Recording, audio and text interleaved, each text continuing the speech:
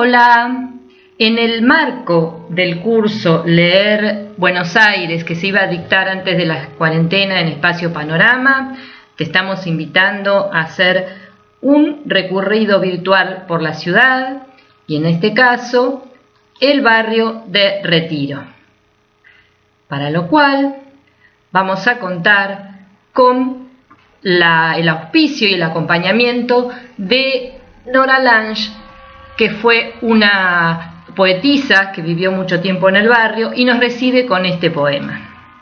Se llama Calle y dice: he vuelto a la calle ahondada de esperas, rezando ausencias que ya no serán. Calle poblada de voces humildes, cuán cerca la hora en que él me querrá. Seguramente este poema está dedicado a su esposo, Oliverio Girondo. Y así, con un marco de poesía, vamos a iniciar nuestro recorrido conociendo el escudo del barrio de Retiro. En el escudo vamos a encontrar distintos elementos simbolizados, como el Río de la Plata, el cuartel de artillería que funcionó mucho tiempo en Plaza San Martín, la torre monumental, conocida como Torre de los Ingleses, el poder español, representado a través del águila, las colonias españolas plasmadas en los aguiluchos, y volviendo al águila que está mirando hacia la izquierda, algunos entendidos dicen que es indicando que las colonias americanas son hijos bastardos de España. Las antorchas que simbolizan el triunfo y la acción en las invasiones inglesas. Y Retiro es un barrio que no es muy grande, tiene una extensión de casi 4 kilómetros cuadrados, no es el más pequeño es San Telmo, y tiene una historia que se remonta a 1536, con la primera fundación de Buenos Aires, en la cual en la zona se erige una ermita que tenía una cruz, que después Juan de Garay la va a encontrar cuando en 1580 funda por segunda vez Buenos Aires. Para 1692 un vecino sobre Plaza San Martín compra 300 varas cuadradas, algo así como 280 metros cuadrados de terreno, donde erige su casa de fin de semana. Pensemos que las varas eran una medida española, diferían según la región, aunque aproximadamente podemos hablar de 86 centímetros. Por eso los terrenos de Buenos Aires tienen 10 varas, 8,66. Para 1800 tenemos la segunda plaza de toros que se levanta en esta zona. La primera, que fue destruida, por eso se construye la segunda, estaba ubicada en la manzana de Lima, Belgrano, Moreno y Bernardo de Irigoyen. Para las invasiones inglesas, el cuartel que estaba en esta zona, que fue implantado sobre las ruinas de la casa de fin de semana, la Casa Quinta, fue tomada por los invasores ingleses. Luego se recupera, se restaura el cuartel. Y también, lamentablemente, esta zona muy cercana al puerto fue sede de compañía de venta de esclavos, primero ingleses y luego franceses. Es un barrio que está situado en la zona noreste de la ciudad, ligada directamente con el Río de la Plata. Volviendo al tema de la Plaza de Toros, que es algo que nosotros tenemos un poco olvidados de que hayan habido corridas en nuestra zona, les muestro un mapa de época donde se ve claramente lo próximo que estaba el río. Y en esta acuarela lo vemos muy cerquita, con lo cual nos da una dimensión de todo lo que se ha rellenado hasta ahora con Puerto Madero inclusive. Pero Retiro se caracteriza por sus trenes, por el ferrocarril. Es un nodo de circulación, donde arriba y mucha gente viniendo de distintas partes de la República e incluso del conurbano diariamente. En esta situación de cuarentena, estas estaciones están muy desiertas y esta es una foto que tomé mucho antes de este episodio, pero que me impresionó la desolación que muestran estas naves donde siempre están efervescentes de gente y seguramente en este momento están así. Por lo tanto, le escribí un cuento al cual voy a referir en unas breves palabras porque este es un fragmento del mismo, que dice: al anochecer la luz se vuelve misteriosa, transformando al cielo en un encantador enchastre de acuarelas. Se apagan los reflejos naturales y comienzan las horas cuando despiertan las sombras. En Plaza San Martín, los árboles cantan para que los pájaros duerman. En las estaciones de ferrocarril se va desvaneciendo lentamente la jornada con trenes que parten cada vez más vacíos. Retiro anochece y la torre monumental prontamente se ilumina para saludar a la primera estrella. Y esto tiene que ver con este tiempo de oscuridad que nos invade a todos, con la incertidumbre, y que tenemos que tener en cuenta en esta circunstancia de tanto temor, de que siempre van a brillar las estrellas. Es mi mensaje esperanzador y humilde. Y ahora sí, iniciamos el recorrido con un día muy luminoso y nos encontramos a las puertas de la Basílica Nuestra Señora del Socorro.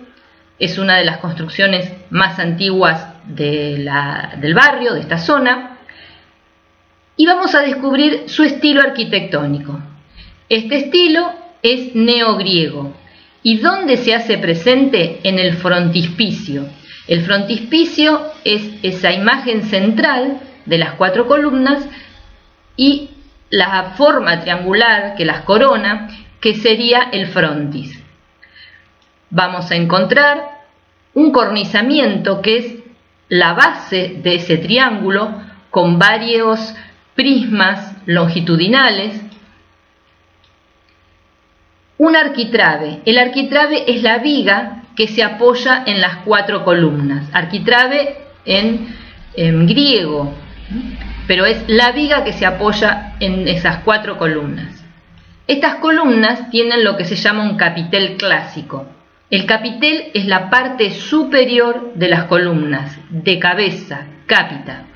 Y en este caso lo tenemos representando a la naturaleza con hojas de acanto, que es una planta.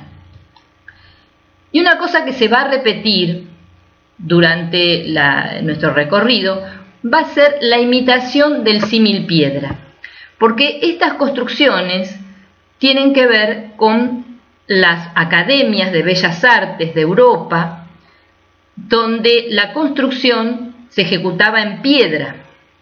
Acá no hay canteras en Buenos Aires, entonces se procedió a la imitación en revoque, que es una mezcla, la mezcla argamasa de cemento, arena como agregado fino y agua. Se le va dando forma como si fueran sillares, es decir, bloques de piedras unos sobre otros, pero en realidad no son piedras, sino que es una imitación, por eso se le llama símil piedra. En el barrio vamos a tener edificios correspondientes al neorrenacimiento italiano. Este movimiento se dio después de las guerras de la independencia, donde se rechazó todo lo español y empezaron a ingresar al país profesionales arquitectos italianos. Se despreciaron las tejas y aparecieron los balcones hacia el exterior, como así también la ornamentación clásica. En este caso, como en el de la iglesia, tenemos frontis curvos sobre las aberturas, sobre las ventanas, que son puertas, ventanas, porque permiten acceder al balcón, y también triangulares, y se van alternando como un sistema decorativo. Como les decía, los balcones son salientes, lo que se dice estructuralmente en voladizo, pareciera que vuelan porque no tienen columnas en los extremos, es decir, sobresalen hacia la parte exterior. Las aberturas son verticales, hay una fuerte impronta de verticalidad en todo, incluso en las alturas de los techos. Un elemento de adorno ornamental bajo los balcones son estas ménsulas con volutas. Supuestamente quieren significar que están sosteniendo a los balcones, pero no es así. Son adornos, son elementos premoldeados huecos que se van enganchando con hierros en su interior. Estas volutas son elementos o curvas que se enroscan sobre sí mismas y su significado podría ser la trayectoria del Sol a lo largo de un día. Volvemos a tener el símil piedra, la imitación de una piedra sobre otra, y esto, desde el punto de vista de la textura, se le llama almohadillado, para dar sensación de almohadones ubicados uno sobre otro.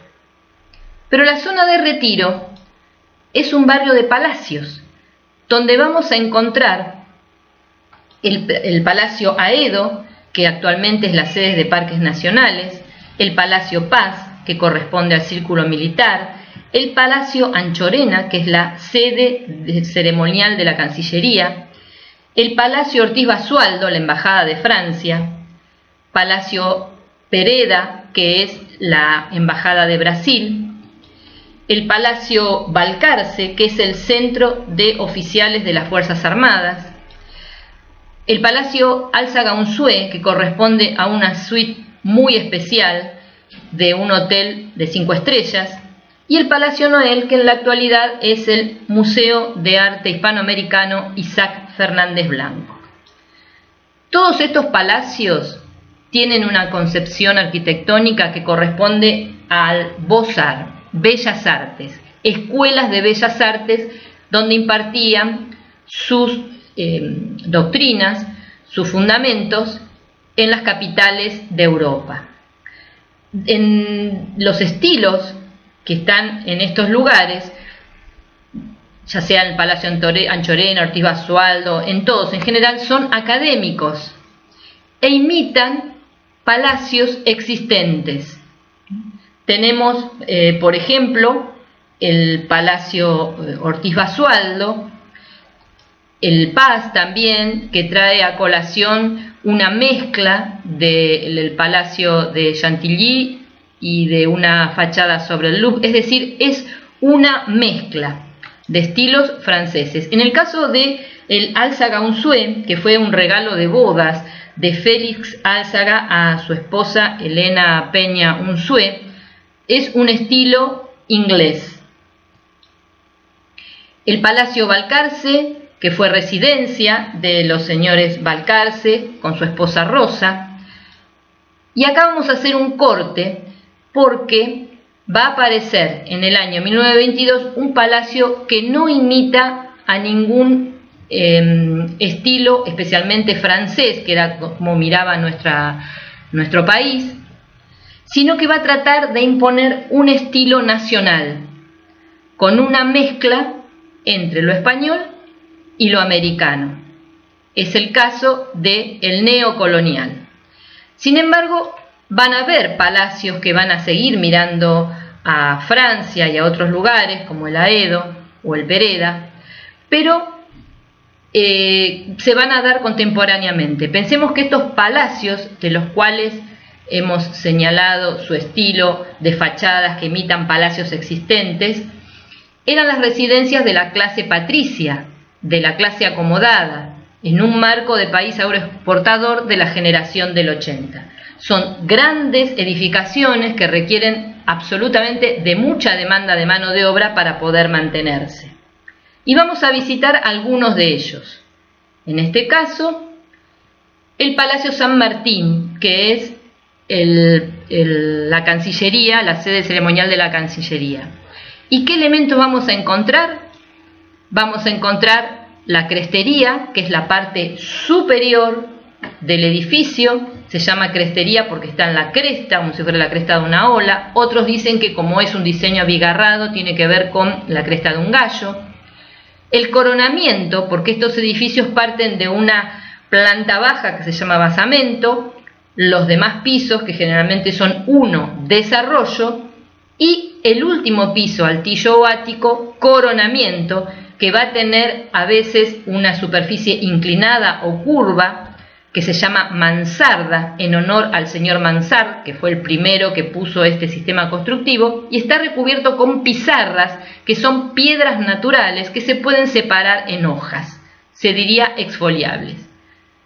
También vamos a encontrar el óculo, que son las ventanas con forma de ojo, que se ubican en la parte superior.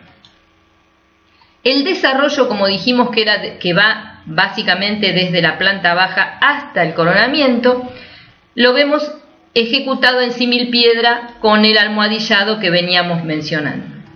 Un elemento novedoso para la época es el patio de honor, porque dentro de la arquitectura española, incluso lo que se trajo como neorrenacimiento, no se accede a las residencias por un espacio abierto, sino que se hace a través de un zaguán. Acá el acceso se hace por el patio, y este es un complejo de 3 residencias, una para cada miembro de la familia, una para la señora Mercedes y los otros 2 alas para sus hijos.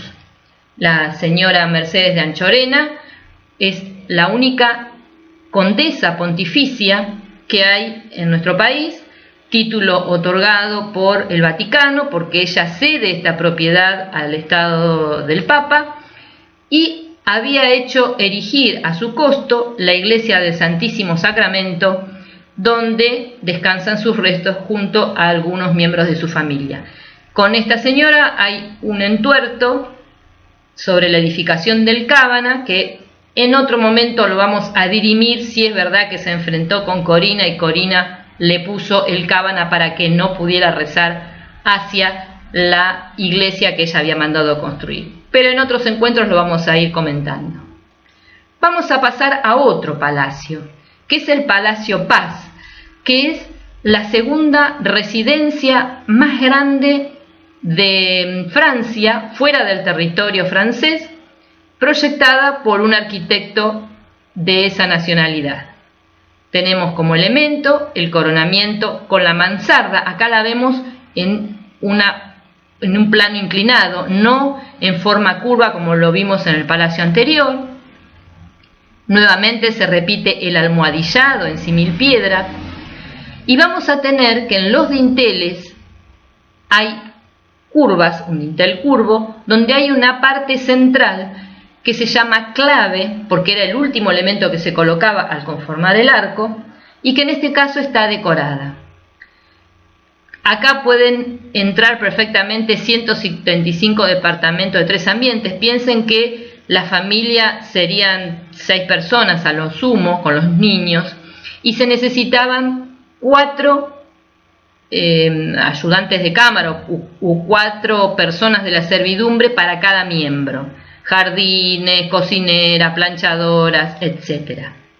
Desde 1938 es el círculo militar. Y acá tenemos una imagen de época donde se destaca la esquina. Los buenos proyectos de terrenos en esquina se distinguen por darle énfasis a este encuentro de los 2 lados del lote. Para las academias, las Beaux-Arts, este era un elemento muy importante que hacía que se conformen las fachadas de lo que habíamos hablado antes de distintos palacios formado como un rompecabezas. En el centro está la entrada actualmente del Museo de Armas, que funciona dentro del círculo militar. Y los invito a ver algunos locales, porque seguramente cuando termine la cuarentena van a poder visitar en persona este hermoso palacio. Atravesamos este portalón de 4 puertas, que fue traído en barco en una sola pieza. Está hecho en hierro negro con detalles en bronce. Observen el arco que lo está entronizando, que tiene en la parte central 5 prismas. Esa sería la clave de este arco. Esos 5 prismas que están sin ornamentación, porque la ornamentación está a los lados de todo el arco que se va desarrollando. Entramos y nos vamos a encontrar con una escalinata señorial que termina en un punto focal que es el retrato del general San Martín. En el momento que esto era residencia de la familia Paz, este retrato no estaba, había una escultura dedicada a la vendimia que se encuentra desplazada en el mismo hall, y lo interesante son la cantidad de pétreos naturales, mármoles y granitos que vamos a encontrar en la decoración de este recinto y en general en varios lugares de la residencia. Esta es la primera habitación donde entraban los invitados y vemos que en el piso hay una guarda de distintos colores de mármoles. Muchos son extranjeros de Europa y otros del país. Lo mismo sucede con las columnas. Vemos una blanca y otra gris que son macizas, de mármol puro. No hay estuco. El estuco es un recurso que se usó para imitar mármoles, y de dibujo es una pintura que iba copiando algunas vetas. En este caso no, son materiales genuinos. Pasando al comedor, vamos a ver un hogar, una chimenea muy importante, toda trabajada en madera, donde se destacan las columnas con formas antropológicas, o sea, un hombre y una mujer a ambos lados, donde se destaca la nitidez, la precisión del rostro humano y de la forma anatómica. Vemos los pliegues del vestido, en el caso de la mujer, que tiene muchas ondulaciones, y es una técnica que se conoce como de la tela mojada, por este movimiento que se ve del ropaje sobre el cuerpo. Estos palacios siempre han tenido salones de baile, que imitaron la Galería de los Espejos de Versalles, obviamente con una dimensión más pequeña. Acá lo vemos, en la parte superior, el palco de los músicos, los espejos que van recorriendo toda la zona, las arañas y detalles de dorado a la hoja con pequeñas aplicaciones en las paredes que están revestidas con madera pintada. Vamos a salir al exterior. Los invito a conocer el jardín. Vemos en esta escalinata que desciende un jarrón ornamental que simbolizaría la fecundidad y la abundancia, un óculo que es la ventana redonda que se encuentra en la parte superior, y el jardín que realmente es bastante estrecho porque forman ángulo los dos volúmenes que están de toda la residencia. Y hay que destacar que los palacios europeos que estas edificaciones querían imitar estaban implantados en un terreno con mucha superficie verde, que no es el caso de los que están acá en Buenos Aires, porque los terrenos, por más que sean generosos, no cumplían con esta condición y los jardines se terminaban, como en este caso, estrangulando, es decir, se ponían donde se podía, porque estos palacios tienen muchas habitaciones. Y un elemento que llama la atención es este volumen adosado de hierro y vidrio, que no corresponde al estilo académico de Bellas Artes que revestían absolutamente las estructuras. Este es un volumen desnudo, es decir, se ve la estructura de hierro perfectamente y correspondería al movimiento que se da entre 1890 y 1920 en Europa y un poco más en nuestro país, que se llamó el Art Nouveau. En realidad, el Art Nouveau era el arte nuevo que empezaron a tener las nuevas naciones europeas que se fueron conformando modernamente mucho después que la nación argentina. Y vamos a tener que este Art Nouveau se va a llamar así en Francia, modernismo en España, Barcelona, en fin, en distintos lugares donde se fue acopiando este concepto de tener una arquitectura propia, antiacademicista, que se está oponiendo a estas reglas universales de la academia va a surgir con distintos nombres. Y ahora vamos a visitar el Palacio Noel, que, como les dije anteriormente, va a tratar de ser una impronta de un estilo nacional, de un estilo argentino. Esto fue lo que pretendió el arquitecto Martín Noel. Pensemos que en esta época se está pensando en la identidad nacional y él, como otros intelectuales de la época, por ejemplo Ricardo Rojas, pensaba que nuestra raíz está en España y en América. Ricardo Rojas establece un concepto que se llama Amerindia, es decir, la América India con el aporte de España. Además, el arquitecto Martín Noel edificó en España, viajó mucho y admiraba la arquitectura de esta nación. Acá vemos su casa, que va a tener cubierta de tejas, que se llaman musleras porque se hacen sobre los muslos. Las paredes son blancas y esto tiene que ver con la tradición árabe que incorpora España. En el centro, el acceso a la vivienda se denomina frontispicio y trae a colación la imagen de un retablo, es decir, la decoración de un altar religioso.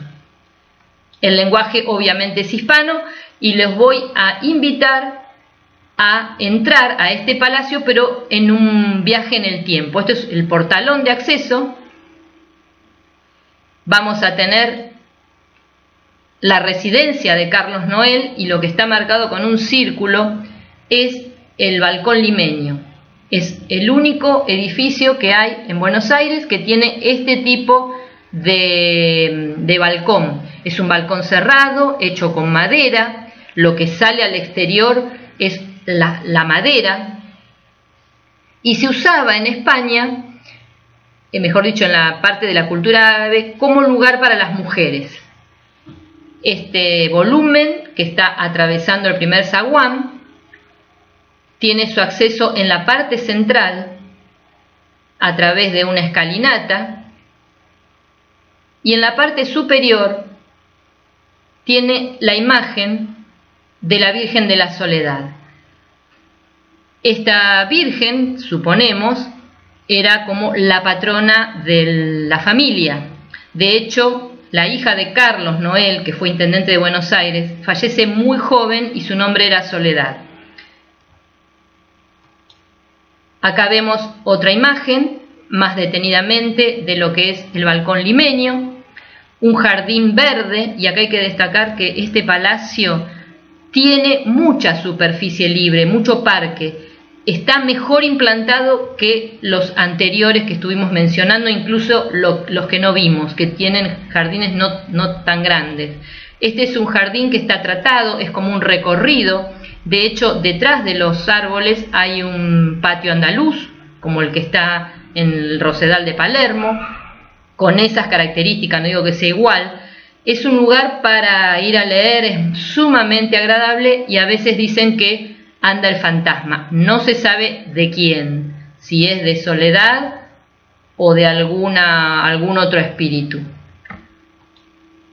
Y acá vemos lo que era la casa del arquitecto Martín.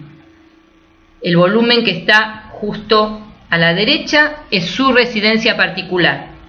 En la parte inferior, las zonas públicas donde recibía a los invitados y la superior, sus aposentos.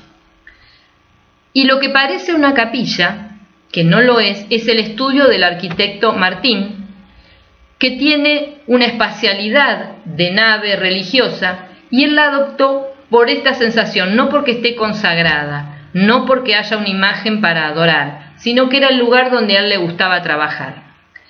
En la parte inferior del estudio hay una galería, de hecho en su residencia también, pero esta galería que tiene 3 arcos, debajo tiene un friso. El friso es un elemento de revestimiento situado a media altura, aproximadamente a 1 metro. Vemos que en estos azulejos, en estas mayólicas, porque tienen dibujos muy especiales, están todos los escudos de España, de las provincias de España, y también el escudo argentino. En el centro está la imagen de San Jorge matando al dragón. Es una imagen muy infantil, pareciera, pero no deja de ser muy delicada, y la traemos a colación porque necesitamos que alguien mate al dragón del coronavirus. Seguramente será la ciencia. Y vamos a pasar al Palacio Estrugamou. Es un edificio de renta, es decir, el primer dueño, el señor Alejandro Fernando Estrugamou, compró un lote y le pidió al arquitecto que edifique departamentos de lujos como si fuera un palacio. Los palacios realmente no tenían tantas plantas, no tenían tantos pisos. Sin embargo, se construyó con muchos detalles exquisitos. Y acá lo que vemos en su descripción es el coronamiento con la mansarda de pizarras, como vimos anteriormente, de techo inclinado, de esa piedra negra que habíamos dicho, frontis curvos sobre las ventanas en el ático, básicamente en los niveles superiores. Balustres. Los balustres son como botellones que conforman la baranda de estos balcones franceses. El almohadillado, como habíamos dicho, la imitación de piedra sobre piedra. Y volviendo a los balcones franceses, vamos a decir que son balcones que no vuelan, que no se proyectan al exterior, que terminan donde termina la ventana, que llega obviamente en este caso como puerta-ventana hasta el piso. Inmediatamente tenemos la baranda. A esto se le llaman balcones franceses. Los que se proyectan con superficie hacia el exterior se llaman balcones en voladizo. Y en el jardín de la residencia Estrugamou tenemos una escultura, la Victoria Alada de Samotracia, en bronce. La original se encuentra en el Museo del Louvre y es de mármol. Es una escultura, la original, que data del año 129 a.C. y representa la victoria sobre una nave.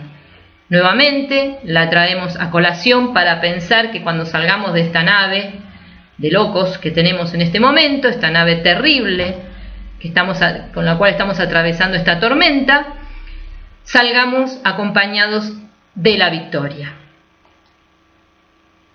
Y no podía faltar, entre los elementos icónicos, edificios icónicos que tiene el barrio de Retiro, la Torre Monumental, que es un edificio que dedicó la comunidad de residentes ingleses a la ciudad de Buenos Aires en conmemoración del primer centenario de la Revolución de Mayo, o sea, para 1910. Y su conformación tiene que ver con los lineamientos del arquitecto renacentista Andrea Palladio. Acordémonos que el Renacimiento es del 1400-1500 después de Cristo. Y va a tener, como habíamos dicho, los tres elementos como se dividían los edificios, que son basamento, desarrollo y coronamiento. En el basamento vamos a tener el símil piedra con 4 accesos simétricos, porque la academia siempre trabajó con simetrías especulares. El desarrollo, que va a ser muros ladrilleros, con las ventanas que se repiten, enmarcadas. Y el coronamiento con el reloj, que tiene un diámetro de cada uno de los círculos de 440 metros aproximadamente, y el cupulín, que está en la parte superior, revestido con cobre, tejas de cobre, láminas de cobre, que tienen un color turquesa por la oxidación de este material y que recibe el nombre de cardenillo. La ornamentación que tiene esta torre es alegórica, porque vamos a tener cardos que van a representar la Escocia, la flor de cardo, rosas, Tudor, la dinastía Tudor, los tréboles, Irlanda, y los dragones, Gales. Están también los escudos argentino y británico, y hay una leyenda que dice: vergüenza a quien piense mal de esto, cuyo origen es una dama que en el medio de un baile, en la época, digamos, el siglo XIV o XIII más o menos, en la corte británica, inglesa, pierde una liga, lo cual era como perder una ropa interior muy delicada. Empiezan las risitas y el rey dice, vergüenza a quien piense mal de esto, o sea que si alguien se reía lo mataban, lo ajusticiaban, porque además a quien perdió la liga no se sabe si fue su amante o su suegra. Cualquiera de las dos circunstancias ponía a la dama en una situación vergonzosa. ¿Por qué lo ponen esta sentencia en la torre de los ingleses? Algunos suponen que es por el tema de Malvinas, porque los que están financiando esta torre son los residentes, no el gobierno británico.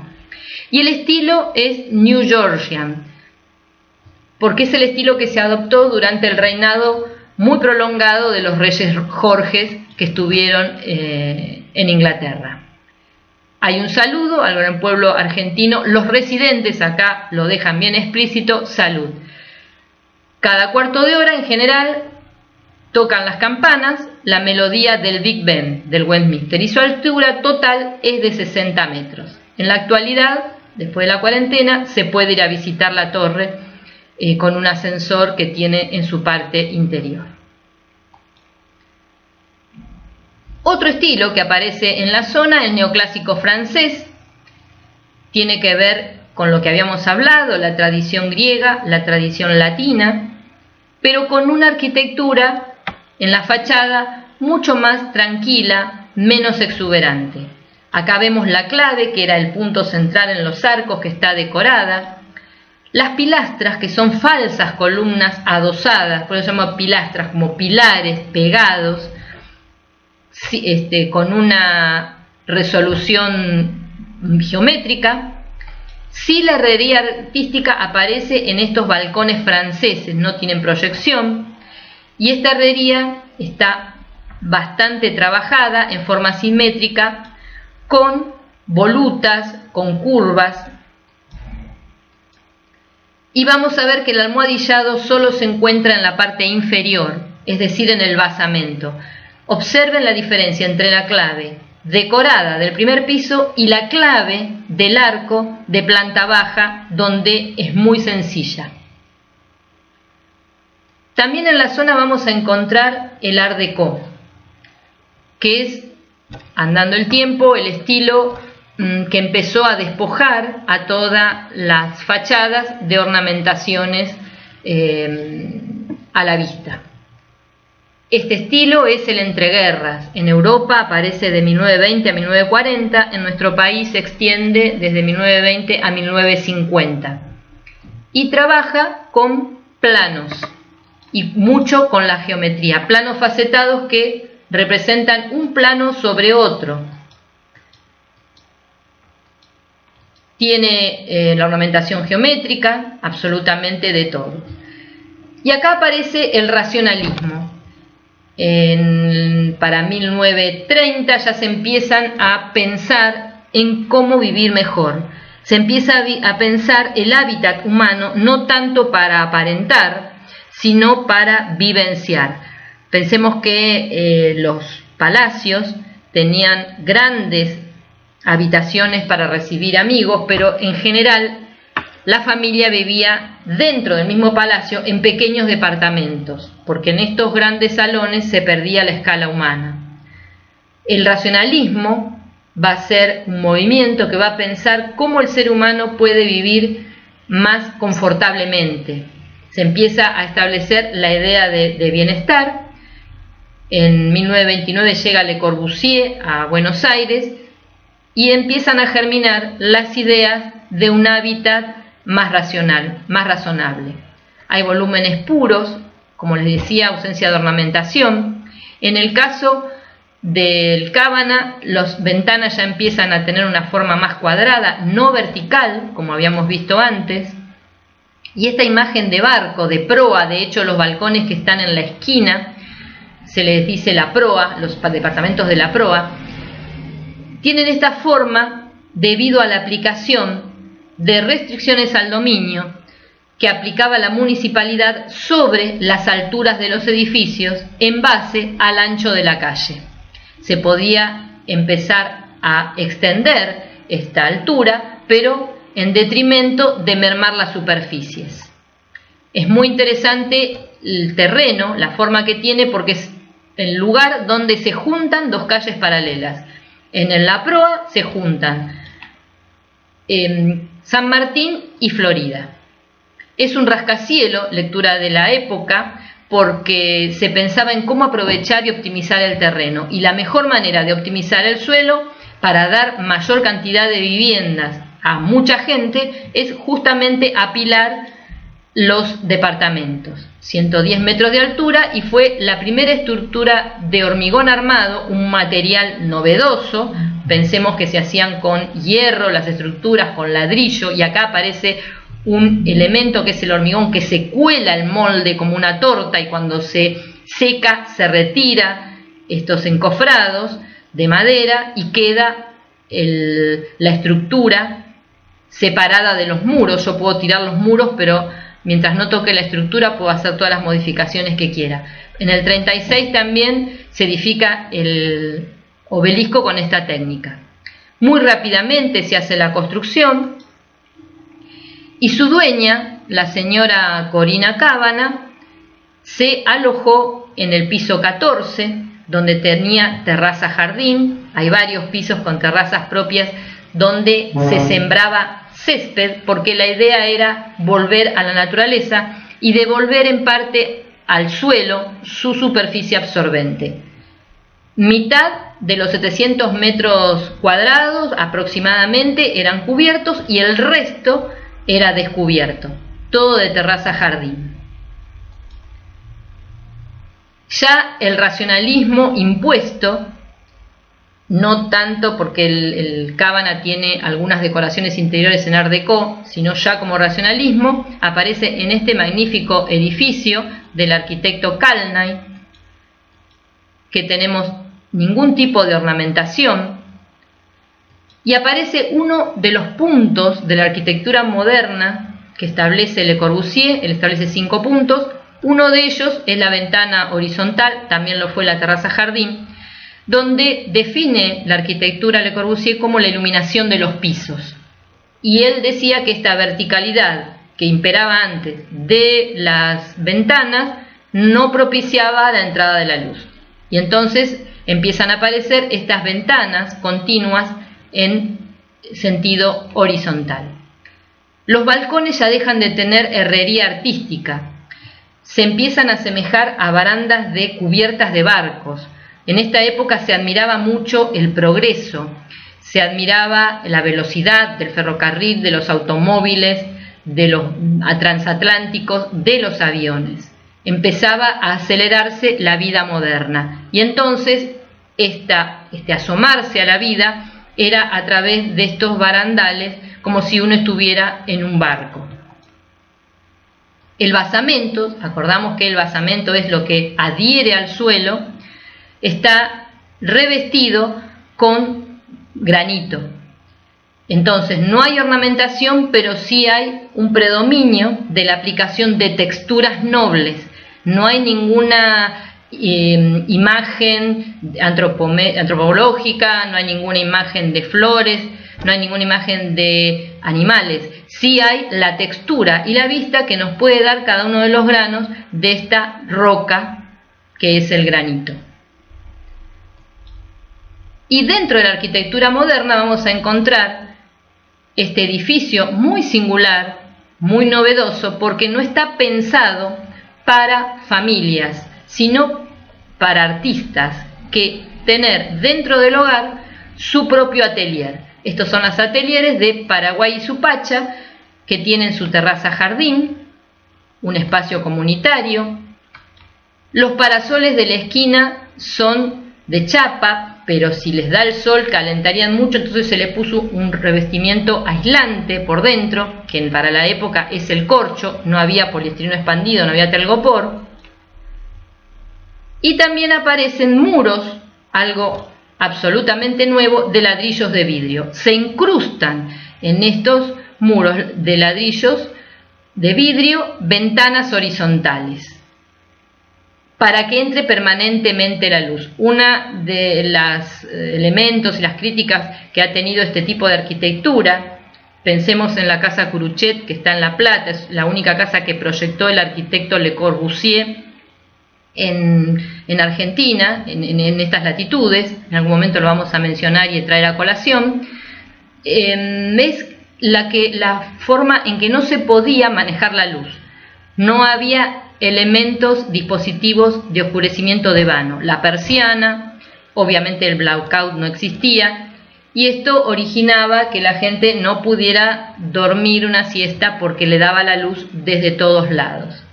De cualquier manera, este es un edificio magnífico, novedoso, que permitió que entre la luz y el sol al hábitat de los humanos. Y así, acompañados de Nora, hemos terminado nuestro recorrido y ella nos despide con este hermoso poema que dice: afuera la noche, sacudiendo angustias, adentro el corazón, fresco de amor como una hoja nueva. Porque en este momento de oscuridad que estamos viviendo, estamos adentro, reflexionando con nuestro corazón, deseando nuestro amor que llegue a todos lados, y esperemos que cuando salgamos de esta desventura tengamos una hoja nueva y magnífica. Les agradezco mucho el haberme acompañado, quedo a disposición a través de mail para cualquier consulta, y así nos despedimos de este paseo por el barrio de Retiro. Muchas gracias.